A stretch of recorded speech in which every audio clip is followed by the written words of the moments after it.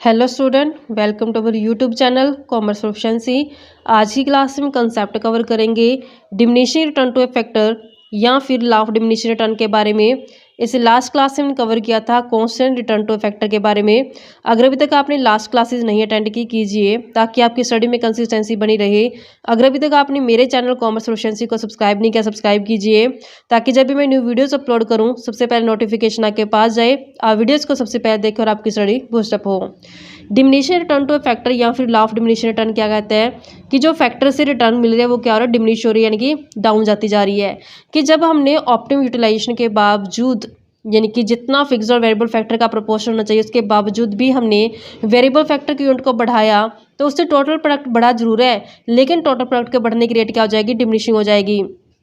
तो इससे रिजल्ट क्या निकलेगा कि हमें जो टोटल प्रोडक्ट की बढ़ने के लिए डिमिनिशिंग है तो इससे कॉस्ट क्या हो जाएगी, इंक्रीज होनी शुरू हो जाएगी। यानी कि जो मार्जिनल कॉस्ट ऑफ प्रोडक्शन आएगी, कॉस्ट क्या होनी शुरू हो जाएगी, बढ़नी शुरू हो जाएगी। क्यों?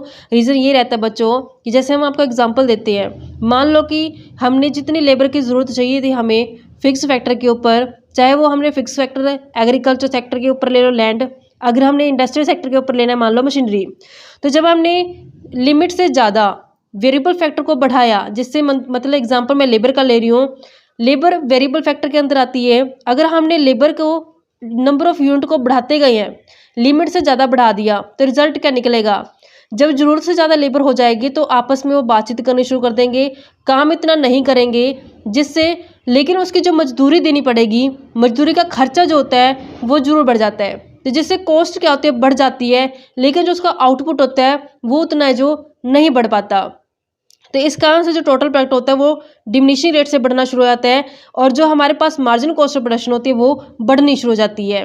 तो यहाँ पे कहते हैं कि जो डिमिनिशिंग रिटर्न टू फैक्टर और लॉ ऑफ डिमिनिशिंग रिटर्न कहता है कि डिमिनिशिंग रिटर्न टू फैक्टर या फिर लॉ ऑफ डिमिनिशिंग रिटर्न एक ऐसी सिचुएशन होती है जहाँ पे जो टोटल आउटपुट बढ़ता है, बढ़ जरूर रहा है, लेकिन टोटल आउटपुट के बढ़ने की जो रेट होती है वो डिमिनिशिंग होती है। When more of the variable factor is combine, कहते हैं जब ज़्यादा से ज़्यादा वेरिएबल फैक्टर को कंबाइन करते हैं हम फिक्स फैक्टर के साथ, तब हमारे पास जो टोटल प्रोडक्ट बढ़ता है वो डिमिनिशिंग रेट से बढ़ता है। इन सच सिचुएशन, तो इस केस में जो मार्जिन प्रोडक्ट होता है वेरिएबल फैक्टर का वो भी क्या होना शुरू होता है, डाउन यानी कि डिमिनिशिंग होनी शुरू हो जाती है। इनवर्सली जो मार्जिनल कॉस्ट ऑफ प्रोडक्शन होती है वो क्या होनी शुरू हो जाएगी, बढ़नी शुरू हो जाएगी, क्योंकि जो कॉस्ट है वो तो बढ़ेगी, ऑब्वियस बढ़ेगी, क्योंकि जब हमने लिमिट से ज़्यादा वेरिएबल फैक्टर का यूज़ किया तो उस वेरिएबल फैक्टर को यूज़ करने के ऊपर जो खर्च आएगा वो तो बढ़ा लिया ना हमने, जिससे जो मार्जिनल कॉस्ट क्या हो जाएगी, बढ़ जाएगी। तो ये what is law of diminishing return, कहते हैं लॉ है क्या, तो कहते हैं जो ये लॉ है फर्स्टली एक्सप्लेन किया गया था टर्गोड ने। ही एंड अदर क्लासिकल इकोनॉमी जैसे रिकार्डो हो गया, न्यू क्लासिकल इकोनॉमी जैसे मार्शल हो गए हैं, have study it's mainly in the context of agriculture production. तो ज़्यादातर इन्होंने किस कंटेक्स्ट में इस कंसेप्ट को समझा, एग्रीकल्चर प्रोडक्शन के कंसेप्ट में। कहते हैं अकॉर्डिंग टू दिस लॉ के हिसाब से as more and more unit of labour are employ on a given piece of land, कहते हैं कि जब हम गिवन पीस ऑफ लैंड के ऊपर ज़्यादा से ज़्यादा लेबर को यूटिलाइज करते जाएंगे, यूज़ करते जाएंगे, तो जो मार्जिन प्रोडक्ट होगा एडिशन यूनिट ऑफ लेबर का वो क्या होना शुरू हो जाएगा, डिमिनिशिंग होना शुरू हो जाएगा। यानी कि लैंड तो क्या फिक्स फैक्टर है, लैंड को तो हम बढ़ा नहीं पा रहे शॉर्ट पीरियड के अंदर, अगर हमने इसके ऊपर वेरिएबल फैक्टर यानी कि नंबर ऑफ यूनिट को बढ़ाते गए हैं तो उसका रिजल्ट क्या निकलेगा, उसका रिजल्ट ये निकलेगा कि जो मार्जिन प्रोडक्ट है वो डिमिनिशिंग होना शुरू हो जाएगा। तो जो मॉडर्न इकोनॉमी से उन्होंने इंटरप्रेट कर दिया इस लॉ को वाइडर सेंस में। तो जो ये मॉडर्न इकोनॉमी कहते हैं कि जो ये लॉ है ये apply not only to agriculture, कहते हैं सिर्फ एग्रीकल्चर के ऊपर अप्लाई नहीं होता, बल्कि जितने भी स्फीयर ऑफ प्रोडक्शन होते हैं, चाहे वो एग्रीकल्चर चाहे इंडस्ट्री हो, सबके ऊपर जो ये लागू हो जाता है। तो यहाँ पे डिमिनिशिंग रिटर्न को अब हम समझते इसकी अजम्पशन क्या है। नेक्स्ट इसकी अजम्पशन, क्योंकि जो भी लॉ होता है वो किसी न किसी मान्यताओं के ऊपर बेस्ड होता है, तो इसकी क्या अजम्पशंस हैं जहाँ पे हम इसको एप्लीकेबल कर सकते हैं, लागू कर सकते हैं। सबसे पहली अजम्पशन कहती है only one variable input is varied, कहते हैं सिर्फ एक ही वेरिएबल फैक्टर है जिसको हम चेंज कर पा रहे हैं और बाकी सारे फैक्टर्स क्या है, कांस्टेंट है, यानी कि फिक्स फैक्टर क्या है, कांस्टेंट है। तो ये शॉर्ट रन के अंदर है जो पॉसिबल होता है। नेक्स्ट अजम्पशन कहती है no change in technique of production, यानी कि जो टेक्निक ऑफ प्रोडक्शन यानी प्रोडक्शन करने का जो तरीका है वो सेम ही रहेगा, प्रोडक्शन करने के तकनीक के अंदर कोई भी चेंज नहीं किया जाएगा। वेरिएबल प्रोपोर्शन प्रोडक्शन फंक्शंस, कहता है कि जो वेरिएबल प्रोपोर्शन होता है प्रोडक्शन फंक्शन का, it means more of variable factors can be used with the constant input of a fixed factor. कहता है कि जो रेशियो होता है, प्रोपोर्शन होता है प्रोडक्शन फंक्शन के बीच में, वो चेंज होता जाता है। क्यों चेंज होता जाता है? क्योंकि जब हमने कांस्टेंट इनपुट के साथ यानी कि फिक्स फैक्टर के साथ वेरिएबल फैक्टर की यूनिट को बढ़ाएंगे तो उनके बीच में रेशियो क्या होता जाएगा, चेंज होता जाएगा। All unit of the variable factor are homogeneous. हम मानते हैं कि जितने वेरिएबल फैक्टर होते हैं वो सारे एक जैसे हैं, होमोजीनियस हैं। एडुकेट और standard doses of variable factor are apply करते हैं। जो एडुकेट या जो स्टैंडर्ड डोज होती है वो क्या है, अप्लाई किया जाता है। स्टैंडर्ड का मतलब क्या होता है कि सारे के सारे जो हमारे पास स्टैंडर्ड फिक्स कर जाते हैं, जैसे एग्जांपल क्वांटिटी के बेस पे, क्वालिटी के बेस पे, वो सारे क्या सेम ही हैं। एक एग्जांपल की हेल्प से इसको समझने की कोशिश करते हैं। अब हम एक साइड पे हम ले लेते हैं फिक्स्ड फैक्टर को, फिक्स्ड फैक्टर में हम ले लेते हैं कैपिटल को। तो ये यूनिट्स ऑफ कैपिटल ले लेते हैं। यूनिट ऑफ कैपिटल, अगर हम इंडस्ट्री की बात करें, लैंड की बात, अगर एग्रीकल्चर की बात करें तो हम ले लेंगे उसकी जगह लैंड ले लेंगे। अगर इंडस्ट्री सेक्टर है तो कैपिटल ले लेंगे, एग्रीकल्चर सेक्टर तो हम लैंड ले लेंगे। अब नेक्स्ट लेते हैं हम यूनिट ऑफ लेबर को, जो वेरिएबल फैक्टर को डिनोट करती हैं। यूनिट ऑफ वेरिएबल फैक्टर यानी कि लेबर को ले लेते हैं। अब नेक्स्ट हम लेके चलेंगे कि टोटल प्रोडक्ट है जो कितना हमें इनसे मिलता है। तो हमने देखा कि जो फिक्स फैक्टर होता है शॉर्ट रन के अंदर वो कांस्टेंट रहता है, तो फिक्स फैक्टर को हमने ले लिया कांस्टेंट। वेरिएबल फैक्टर के यूनिट को बढ़ाते जाते हैं। पहले एक लेबर लगाई, फिर 2, फिर 3, फिर 4, 5, 6 और ऐसे इस तरीके से हमने जो 7 तक का जो लेबर है जो बढ़ा दी है। टोटल प्रोडक्ट है जो हम अज्यूम कर लेते हैं, मान लेते हैं कि जो फर्स्ट टोटल प्रोडक्ट है वो 5 है। 5 के बाद फिर हमने इसमें इंक्रीज जरूर करना है टोटल प्रोडक्ट को, लेकिन डिमिनिशिंग रेट से बढ़ाना है, क्योंकि जैसे जैसे हम वेरिएबल फैक्टर के यूनिट को बढ़ाते जाएंगे वैसे वैसे टोटल प्रोडक्ट बढ़ेगा जरूर, लेकिन इसके बढ़ने की रेट क्या हो जाएगी, डिमिनिशिंग हो जाएगी। तो डिमिनिशिंग रेट से इसको बढ़ाते हैं। पहले 5, फिर 8, पहले 5 फिर 9 कर लेते हैं, क्योंकि हम इसमें इसको जो डिमिनिशिंग रेट से बढ़ाएंगे। 5, 9, फिर 12, फिर 14, फिर 15, फिर 15 और फिर 14। मार्जिन प्रोडक्ट कैलकुलेट करते हैं कि मार्जिन कैसे निकाल सकते हैं हम। मार्जिन को कैलकुलेट करने की तरीका होता है हमारे पास, पहला तो हम हैश करते हैं। 9 में से 5 गया तो हमारे पास आ जाएगा 4, 12 में से 9 गया फिर आ जाएगा 3, 14 में से 12 गया फिर आ जाएगा 2, 15 में से 14 गया 1, 15 में से 15 गया 0, 14 में से 15 गया -1। तो यहाँ से हमने समझा कि जैसे जैसे फिक्स फैक्टर के साथ साथ वेरिएबल फैक्टर की यूनिट को बढ़ाया गया, वैसे वैसे टोटल प्रोडक्ट है जो बढ़ तो जरूर है, लेकिन टोटल प्रोडक्ट के बढ़ने की रेट क्या डिमिनिशिंग है, जिससे जो मार्जिन प्रोडक्ट है वो भी क्या होता जा रहा है, डिमिनिश होता जा रहा है। पहले 4, फिर 3, फिर 2, फिर 1, फिर 0 होकर फिर क्या चला गया है, नेगेटिव में चला गया। तो इस तरीके से हमने कंसेप्ट को समझा। अब इसका डायग्राम बनाते हैं। डायग्राम में हम दिखाते हैं, एक तरफ तो टोटल प्रोडक्ट को दिखाएंगे, नेक्स्ट डायग्राम में हम मार्जिन प्रोडक्ट को दिखाएंगे। इसको डायग्रामेटिकली शो करते हैं। अब हम एक तरफ हम ले लेते हैं ओ वाई एक्सिस पे टोटल प्रोडक्ट को, तो यहाँ पे हम ले लेंगे टोटल प्रोडक्ट को, और यहाँ पे हम ले लेते हैं जो वेरिएबल फैक्टर की यूनिट हमने ली है लेबर को। ऐसी नेक्स्ट डायग्राम बनाते हैं मार्जिन प्रोडक्ट का। मार्जिन प्रोडक्ट में हम ले लेते हैं यहाँ पे मार्जिन प्रोडक्ट को, नेक्स्ट हम ले लेते हैं यहाँ पे यूनिट ऑफ वेरिएबल फैक्टर यानी कि लेबर को। तो हम इन दोनों को कैसे दिखा सकते हैं, ये हमारे पास ओ एक्स एक्सिस है, ये हमारे पास ओ वाई एक्सिस है। यहाँ पे हमने दिखाया टोटल प्रोडक्ट को, यहाँ पे हमने यूनिट ऑफ वेरिएबल फैक्टर यानी कि यूनिट ऑफ लेबर को हम जो दिखाएंगे, यूनिट ऑफ लेबर को। अब हमने देखा बच्चों, यहाँ पे पहले इसका कंसेप्ट समझते हैं कि जैसे जैसे लेबर के यूनिट को बढ़ाते गए हैं वैसे वैसे जो टोटल प्रोडक्ट के बढ़ने की रेट क्या है, पहले 5, फिर 9, 12, 14, फिर कांस्टेंट होके फिर क्या होगा, कम हो गया। तो यानी कि इसके बढ़ने की रेट किस तरीके से हम शो कर सकते हैं, तो इसको पहले तो बढ़ाएंगे, पहले तो ये बढ़ेगा, लेकिन इसके बढ़ने की रेट क्या दिखानी है बच्चों, हमने बढ़ने की रेट है जो वो डिमिनिशिंग दिखानी है। तो इस तरीके से इसको बढ़ाते हैं हम, जो इसके बढ़ने की रेट है वो क्या है, डिमिनिशिंग रेट से जो बढ़ रहा है। फिर यहाँ पे जाके मैक्सिमम हो गया, मैक्सिमम होने के बाद मैक्सिमम होकर क्या हो गया, ये डाउन जाना शुरू हो गया। तो इस तरीके से हमने इसको डाउन दिखा देना है। पहले तो इसको बढ़ाना है, लेकिन जो इसके बढ़ने की रेट रखने है वो डिमिनिशिंग रखनी है। बढ़ने के बाद ये मैक्सिमम होकर क्या हो जाता है, फिर डाउन चला जाता है। जैसे हमने यहाँ पे देखा था कांस्टेंट हुआ 15 पे, तो यहाँ पे कांस्टेंट होने के बाद फिर क्या होगा, कम होना शुरू होगा, तो ये 14 में आ गया, तो ये क्या होगा, ये डाउन चला गया। अगर हम अब दिखाते हैं मार्जिन प्रोडक्ट को, तो मार्जिन प्रोडक्ट में हमने देखा कि जैसे जैसे हमने नंबर ऑफ यूनिट यानी कि लेबर को बढ़ाया वैसे वैसे मार्जिन प्रोडक्ट क्या होता गया, डाउन होता जाएगा। 4, 3, 2, 1, 0 और नेगेटिव। तो यहाँ पे इसका यानी कि जो डिमिनिशिंग रेट है, तो इसका आंसर इसका स्लोप क्या जाएगा, डाउनवर्ड जाएगा। डाउनवर्ड का मतलब क्या है कि यहाँ पे जो इसको दिखाया जाएगा, यहाँ पे हम लेके चलेंगे मार्जिन प्रोडक्ट को, यहाँ पे जो यूनिट्स ऑफ लेबर है, यूनिट्स ऑफ लेबर का जो शो करेंगे, तो ये ओ एक्स एक्सिस है और ये हमारे पास ओ वाई एक्सिस है। तो यहाँ पे हमने देखना है कि जीरो होने के बाद हमारे पास क्या होती है, नेगेटिव हो जाती है। तो यहाँ पे जीरो हो जाएगी मार्जिन प्रोडक्ट, फिर देन क्या हो जाएगी, नेगेटिव हो जाएगी। तो जब हम इसको दिखाएंगे तो इस तरीके से दिखाएंगे कि जो मार्जिन प्रोडक्ट है हमारे पास वो डाउन जाता गया है। इस तरीके से जो मार्जिन प्रोडक्ट है ये डाउन गया, फिर यहाँ पे जब इसने एक्स एक्सिस टच कर दिया तो मतलब ये जीरो हो गया। जब एक्सिस के बिलो ले गया मतलब क्या हो चुका है, नेगेटिव हो चुका है। तो यहाँ पे जो हमारे पास मार्जिन प्रोडक्ट है, मार्जिन प्रोडक्ट क्या हो चुका है, जीरो हो चुका है। और यहाँ पे ये क्या हो चुका है, नेगेटिव को जो शो करता है, क्योंकि ये नेगेटिव पार्ट है जो टच कर चुका है। तो यहाँ पे हमारे पास है मार्जिन प्रोडक्ट का जो कर्व है। तो इस तरीके से हमने दोनों कंसेप्ट समझ लिया बच्चों कि किस तरीके से टोटल प्रोडक्ट को दिखाना है और किस तरीके से हमने जो मार्जिन प्रोडक्ट को दिखाना है। अब इसमें जो कॉस्ट का कंसेप्ट है, कॉस्ट कंसेप्ट में कैसे इसको एक्सप्लेन करें, तो कॉस्ट का कंसेप्ट समझते हैं। कॉस्ट इंक्रीजिंग कैसे हो जाएगी कि जैसे जैसे हमने फिक्स फैक्टर के साथ वेरिएबल प्रोपोर्शन को बढ़ाया है, वेरिएबल फैक्टर की यूनिट को बढ़ाया है, वैसे वैसे जो एवरेज कॉस्ट है वो भी क्या होनी शुरू हो जाएगी, पर यूनिट बढ़नी शुरू हो जाएगी। कहते हैं the law can also be express in term of change in average cost. तो हम इसको एवरेज कॉस्ट के चेंज इन के कंसेप्ट में समझ सकते हैं। जैसे जैसे हमने ज़्यादा यूनिट यूज़ किया लेबर के कैपिटल के साथ साथ, तो वैसे वो डिमिनिशिंग रिटर्न के केस में जो टेंडेंसी थी एवरेज कॉस्ट ऑफ प्रोडक्शन वो क्या शुरू हो जाएगी, बढ़ जाएगी। जैसे हमने आपको बताया था बच्चों कि अगर हमने लेबर को हद से ज़्यादा यूज़ कर लिया है तो लेबर की जो मजदूरी है वो तो देनी ही देनी पड़ेगी, जबकि लेबर हद से ज़्यादा यूज़ करने में उतना आउटपुट है जो नहीं मिल पाएगा, लेकिन उसकी कॉस्ट जो होती है वो जरूर बढ़ जाती है।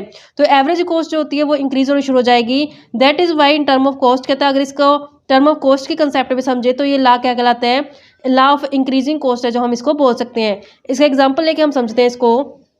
यहाँ पे सबसे पहले फिक्स फैक्टर लेते हैं। फिक्स फैक्टर में ले लेते हैं यूनिट्स ऑफ लैंड को, यूनिट्स ऑफ लैंड को लेके चलते हैं फिक्स फैक्टर। फिर हम लेते हैं वेरिएबल फैक्टर, यानी कि जो यूनिट्स ऑफ लेबर है वेरिएबल फैक्टर को ले लेते हैं। फिर हम लेके चलेंगे टोटल कॉस्ट को। टोटल कॉस्ट के बाद हम लेके चलेंगे कितना टोटल है जो प्रोडक्शन किया गया है, टोटल प्रोडक्शन कितना किया गया है, उसके बेस पे फिर हम इसकी एवरेज कॉस्ट निकालेंगे। तो यूनिट ऑफ लैंड क्या हमारे पास फिक्स्ड है, तो फिक्स ले लेते हैं इसको। तो हम यहाँ पे फिक्स फैक्टर के साथ साथ वेरिएबल फैक्टर की यूनिट को बढ़ाते हैं। पहले एक लेबर यूज़ की, फिर 2, 3 और 4 वेरिएबल फैक्टर की यूनिट को बढ़ाया, जिससे टोटल कॉस्ट क्या होती जाती है, बढ़ती जा रही है। तो यहाँ पे टोटल कॉस्ट पहले 100 थी, फिर 200, इसको पहले वाले नंबर को अज्यूम करना होता है, फिर हमने कॉन्स्टेंट रेट से इसको बढ़ा देना है। पहले 100, फिर 200, फिर 300, फिर 400। तो इस तरीके से कॉन्स्टेंट रेट से जो टोटल कॉस्ट बढ़ गई है। जो टोटल प्रोडक्ट है वो हमने लास्ट वाले टेबल का यूज़ करना है जब हमने मार्जिन प्रोडक्ट और टोटल प्रोडक्ट के लिए यूज़ किया था। तो हमने जो लेना है ये हमारे पास टोटल प्रोडक्ट लास्ट टेबल से मैं उठाती हूँ इसको, 5, 9, 12 और 14। ये जो हमने लास्ट एग्जाम्पल लिया था इसी क्लास में, उसी का हमने ये डाटा उठाया है। अब नेक्स्ट एवरेज कॉस्ट कैसे निकाल सकते हैं, जब मैं टोटल प्रोडक्ट को नंबर ऑफ यूनिट के साथ डिवाइड करूँ तो मेरे पास क्या आ जाएगा, एवरेज आ जाएगा। तो यहाँ पे हमने देखा टोटल कॉस्ट, क्योंकि एवरेज कॉस्ट निकालने तो टोटल कॉस्ट उठाई जाएगी यहाँ पे, क्योंकि एवरेज कॉस्ट किसका कॉस्ट एवरेज करना है हमने, कॉस्ट का। तो टोटल कॉस्ट को नंबर ऑफ यूनिट से डिवाइड कर देंगे। टोटल कॉस्ट है ये मेरे पास 100 और कितनी यूनिट बनाई गई इससे, 5। तो जब हम इसको डिवाइड करें तो अपने पास आ जाएगा 20। ऐसे हमने देखा कि जो टोटल कॉस्ट है, टोटल कॉस्ट कितनी है, 200, फिर हमारे पास 300, फिर 400। डिवाइड करते हैं हम इसको, कितनी यूनिट बनाई गई है, पहले 5, फिर 9 यूनिट बनाई गई है, इसकी 12 यूनिट है, फिर इसकी 14 यूनिट है। 200 बटे में 9 करेंगे तो हमारे पास आ जाएगा 22.22 ऐसे कुछ आ जाएगा। 300 बटे में 12 करें तो हमारे पास आ जाएगा 25। 400 बटे में 14 करें तो हमारे पास आ जाएगा 28 कुछ समथिंग पॉइंटों में आगे। तो हम यहाँ से एक चीज़ एनालाइज कर सकते हैं कि जैसे जैसे वेरिएबल फैक्टर को बढ़ाया गया है वैसे वैसे जो एवरेज कॉस्ट क्या होती गई है, बढ़ती गई है। पहले 20, फिर 22, फिर 25, फिर 28। तो इसको डायग्राम में हम कैसे शो कर सकते हैं, OY एक्सिस ड्रॉ करते हैं। OY एक्सिस पे हम ले लेते हैं एवरेज कॉस्ट को, जहाँ पे हमें मैक्सिमम 28 तक चाहिए। तो अगर हम इसमें 5 का गैप लेके चलते हैं तो 5, 10, 15, 20, 25, 30 तक आ जाएगा हमारे पास। तो यहाँ पे हम ले लेते हैं जो यूनिट ऑफ वेरिएबल फैक्टर, यानी कि हमारे पास वेरिएबल फैक्टर्स में आ जाती है लेबर, जिसको हमने अज्यूम किया वेरिएबल फैक्टर में लेबर को। तो लेबर की जो हमने यूनिट ली है वो ली है 5 तक। तो यहाँ पे ले लेते हैं 1, 2, 3, 4 और 5 तक का जो यहाँ पे लेबर ले लेते हैं। तो ये हमारे पास OX एक्सिस है, जहाँ पे हमने किसको लिया है, 1, 2, 3, 4, 5 यूनिट ऑफ लेबर्स को लिया है। यूनिट ऑफ लेबर को जो डिनोट किया जाता है। ऐसे ही हमारे पास है OY एक्सिस पे एवरेज कॉस्ट, जहाँ पे हमने 5, 10, 15, 20, 25 और 30 तक है जो लिया है। तो यहाँ पे हमने देखा कि जैसे हमारे पास यूनिट 1 है लेबर की, तो हमारे पास एवरेज कॉस्ट है 20। एक के ऊपर ले लेते हैं 20 को, तो एक के ऊपर हमने ले लिया 20, तो हमारे पास जो पॉइंट यहाँ पे आ गया 1 के ऊपर आ गया 20, फिर 2 के ऊपर हमारे पास होते हैं 22.5, तो 2 के ऊपर आते हैं 22.5, तो इस तरीके से 20 से ऊपर आता है लेकिन 25 से थोड़ा सा बिलो, तो हमारे पास इस तरीके से यहाँ से पे आ जाएगा ये पॉइंट। फिर 3 लेबर के ऊपर आती है 25, 3 लेबर के ऊपर ले लेते हैं हम 25, तो हमारे पास जो इसका पॉइंट ड्रॉ किया जाएगा यहाँ पे आ जाएगा। फिर ऐसे ही 4 लेबर के ऊपर आती है 28, तो 4 लेबर के ऊपर आ जाएगी 28, 30 से थोड़ा सा बिलो पॉइंट आ जाएगा इसका, यहाँ से पे ले लेते हैं। तो जब हम इस पॉइंट्स को मर्ज करेंगे तो हमारे पास जो एवरेज कॉस्ट कर्व है जो इस तरीके से बन जाएगा, यानी कि कॉस्ट क्या हो रही है, बढ़ती जा रही है। तो ये हमारे पास नोट करती है एवरेज कॉस्ट को, यानी कि यहाँ पे जो एवरेज कॉस्ट क्या हो जा रही है, इंक्रीज हो जा रही है। नेक्स्ट टॉपिक हमारे पास बनता है कि क्या कारण है कि लॉ ऑफ डिमिनिशिंग रिटर्न के लागू होने के। इसके मेन कारण तो सबसे पहले फिक्सिटी ऑफ द फैक्टर, यानी कि जब फैक्टर फिक्स होता है तो उस कारण से जो हमारे पास डिमिनिशिंग रिटर्न है जो लागू हो जाएगी। अगर हमारे पास जो फिक्सिटी ना हो तो हम अपने फैक्टर्स को एडजस्ट कर सकते हैं जिससे हमें इंक्रीजिंग रिटर्न है जो मिल जाए, लेकिन यहाँ पे फिक्स फैक्टर होने के कारण है जो डिमिनिशिंग रिटर्न है लागू हो जाता है, क्योंकि शॉर्ट पीरियड के अंदर है जो फैक्टर्स फिक्स रहते हैं उनको चेंज करना मुश्किल हो जाता है। Fixity of the factor is a principal cause, कहते हैं जो मेन कारण होते हैं ये फिक्सिटी होना फैक्टर का, फिक्स होना ही होता है, that explain the occurrence of the law of diminishing return, यानी कि डिमिनिशिंग रिटर्न लागू होने का मेन कारण क्या है, फैक्टर का फिक्स होना। As more and more of the variable factor continue to be combined with the fix factor, कहता है जैसे ज़्यादा से ज़्यादा हम वेरिएबल फैक्टर को कंबाइन करके चलते हैं फिक्स फैक्टर के साथ, तो इसमें क्या होता है, ओवर यूटिलाइज हो जाता है, हैंस डिमिनिशिंग रिटर्न, तो इस कारण से डिमिनिशिंग रिटर्न है जो लागू होनी शुरू हो जाती है। जब हम ऑप्टिमम यूटिलाइजेशन के बाद भी वेरिएबल फैक्टर की यूनिट को बढ़ाते जाते हैं तो इससे ओवर यूटिलाइजेशन के कारण क्या होता है, डिमिनिशिंग रिटर्न है जो लागू हो जाता है। नेक्स्ट आते हैं इम्परफेक्ट फैक्टर ऑफ सब्स्टिट्यूशन, यानी कि जो सब्स्टिट्यूशन होता है फैक्टर्स का वो इम्परफेक्ट होता है। अगर परफेक्ट सब्स्टिट्यूशन होता है तो हमें जब पता चलता है कि किस कारण से हमारा जो डिमिनिशिंग रिटर्न लागू हुआ तो उस फैक्टर को हटा करके हम दूसरे फैक्टर को अगर यूटिलाइज कर देते, जो फिर परफेक्ट सब्स्टिट्यूट होता तो वहाँ पे हमने इंक्रीज रिटर्न लागू हो जाना था, लेकिन यहाँ पे फैक्टर का जो परफेक्ट सब्स्टिट्यूशन अवेलेबल ना होने के कारण जो डिमिनिशिंग रिटर्न है जो लागू रहता है। Factor of production are imperfect substitute of each other, कहते हैं जो फैक्टर ऑफ प्रोडक्शन यूज किए जाते हैं वो एक दूसरे के इम्परफेक्ट सब्स्टिट्यूट होते हैं। मोर एंड मोर ऑफ लेबर, कहता है अगर हमने ज़्यादा से ज़्यादा लेबर को यूज़ किया गया, एग्जाम्पल के लिए मान लो can not be continuously use in place of addition capital, तो कहता है मैं कैपिटल की जगह ज़्यादा से ज़्यादा लेबर का यूटिलाइज नहीं कर सकती क्योंकि कैपिटल और जो लेबर होते हैं ये परफेक्ट सब्स्टिट्यूट नहीं है अपने आपस में। According diminishing return two factor become inevitable, तो इस कारण से कहता है जो डिमिनिशिंग रिटर्न है जो लागू हो जाता है। अगर मैं देखती हूँ कि जिस कारण से डिमिनिशिंग रिटर्न लागू है, जिस फैक्टर के कारण डिमिनिशिंग रिटर्न लागू है, अगर मैं उस फैक्टर को हटा करके उसकी जगह को इसका सब्स्टिट्यूट यूज कर लेती जिससे मुझे इंक्रीज रिटर्न मिल जाता, तो फिर law of diminishing return two factor जो लागू ना हो पाता। लेकिन यहाँ पे दिक्कत यही है कि जो परफेक्ट सब्स्टिट्यूशन है जो फैक्टर के बीच में होता ही नहीं है, जिस कारण से जो हमें डिमिनिशिंग रिटर्न टू है जो फैक्टर रिसीव होता है। अब नेक्स्ट होता है poor coordination between the factor, कि फैक्टर्स के बीच में पुअर कोऑर्डिनेशन हो जाता है। जब हमने ऑप्टिमम यूटिलाइजेशन कर लिया, जब हमने constant rate return two factor cover किया था तो वहां पे ऑप्टिमम यूटिलाइजेशन हो चुका था फैक्टर का, अब भी हमने वेरिएबल फैक्टर की यूनिट को बढ़ाने नहीं हटे हैं, तो रिजल्ट क्या आएगा, पुअर कोऑर्डिनेशन हो जाएगा फिक्स्ड वेरिएबल फैक्टर के बीच में, जिससे टोटल प्रोडक्शन है जो बढ़ने के बजाय क्या हो जाएगा, डिमिनिश होना शुरू हो जाएगा।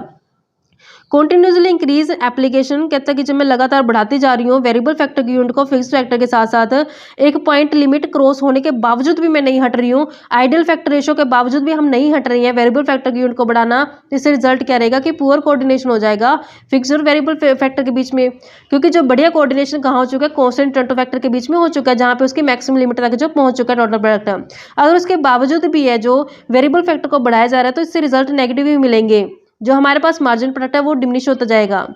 The law of diminishing return accordingly sets in, तो यहाँ पे रिजल्ट क्या निकलेगा कि जो लॉ है डिमिनिशिंग रिटर्न का वो लागू हो जाएगा। तो इस तरीके से बच्चे इसके कारण रहते हैं लॉ ऑफ डिमिनिशिंग रिटर्न लागू होने के। नेक्स्ट क्लास में हम कवर करेंगे इसकी एप्लीकेशन क्या लॉ की। तो ऐसे ही रेगुलर वीडियो देखने के लिए आप मेरे चैनल कॉमर्स प्रोफिशिएंसी को सब्सक्राइब, लाइक एंड शेयर करें।